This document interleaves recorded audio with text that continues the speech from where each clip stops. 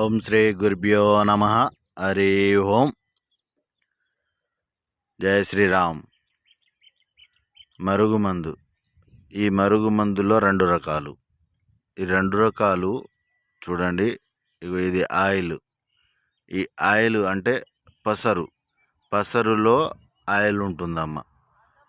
ఈ ఆయిల్ పసరు కలిపి మన శరీరంలోని 3 రకాలు మేము చెప్తాము. ఆ 3 ఈ ఆయిల్లో కలిపి బట్టలకు కానీ, చెప్పులకు కానీ, ఒంటికి కానీ, తలకు కానీ, శరీర భాగాలకు ఎక్కడైనా సరే పూయడం. మన లోపల వైపున పూయాలన్నమాట. బట్టలకు కానీ దేనికైనా సరే. ఇది ఏమో పౌడరు. ఈ పౌడరు అంటే కడుపుకు పెట్టేది.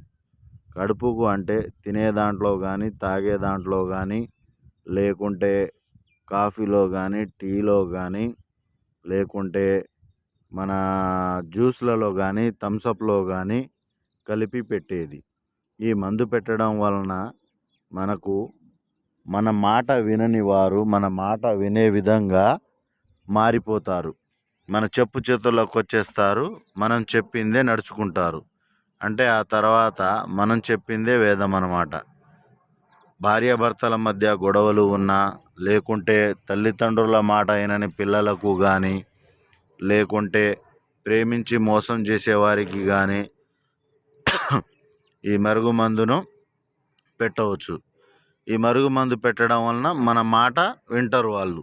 ఎంత మొండివారైనా సరే ఖచ్చితంగా మన మాట వినే విధంగా మారిపోతారు.